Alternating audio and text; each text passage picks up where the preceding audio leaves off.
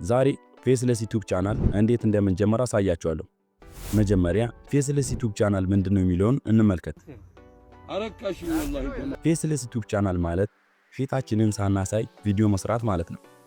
ሌላኛው የሚያስገርመው ነገር ማንኛውም ሰው በቀላሉ መጀመር ይችላል። በስልክ ወይንም በኮምፒውተር ብቻ ቪዲዮ መፍጠር እንችላለን። ከትምህርት ወይም ከስራ ጎን ለጎን መስራት የምንችለው ነገር ሲሆን በሀገራችን ብዙ ፌስለስ ዩቲዩብ ቻናሎች አሉ። እንደ ናቦጊዳ፣ ኢትዮኮፒያ፣ ኢትዮ ካርማ። እነዚህ ፌስለስ ዩቲዩብ ቻናሎች በጣም ብዙ ገንዘብ እየሰሩ ነው። ለምን ያጓጓኛል? ለምንድን ነው የሚያጓጓኝ? ፌስለስ ዩቲዩብ ቻናል ለመጀመር የሚያስፈልጉ እቃዎች AI ቮይስ፣ ስክሪን ሪከርድ፣ አኒሜሽን። በፌስለስ ዩቲዩብ ቻናል የሚሰሩ ምርጥ ዘርፎችን ልንገራችሁ።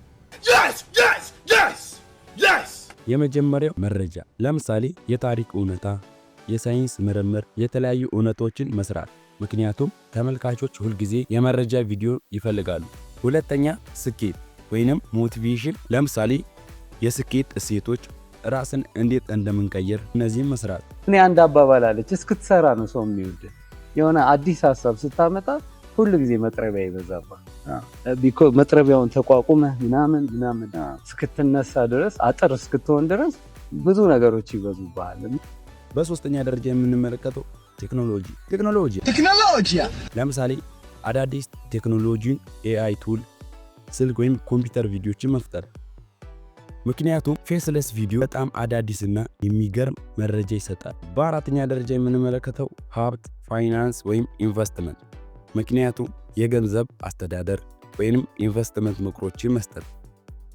ምክንያቱም ሰዎች በገንዘብ ስርዓት እንዴት እንደሚያድጉ ማወቅ ይፈልጋሉ። በፓርት 2 ቪዲዮ AI ቮይሶችን እንዴት ድምጻችን ሪከርድ አድርገን ኢንሃንስ እንዴት እንደምናደርግ፣ ስክሪን ሪከርድ እንዴት እንደምናደርግ፣ ካራክተር አኒሜሽኖችንና ቴክስት ኢንትሮችን እንዴት እንደምናስገባ፣ ፌስለስ ዩቲዩብ ቻናል እንዴት እንደሚሰራ ሙሉ ቪዲዮ በፓርት 2 ቪዲዮ ሰርቼ አሳያችኋለሁ። ኧረ እባክህ ቻናላችንን ሰብስክራይብ ያላረጋችሁ ሰብስክራይብ አድርጉ። ይሄንን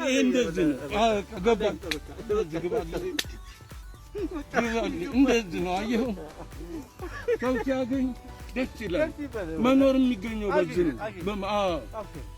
አረካሽኝ ወላሂ ፈጽሞ አሁን ገባህ።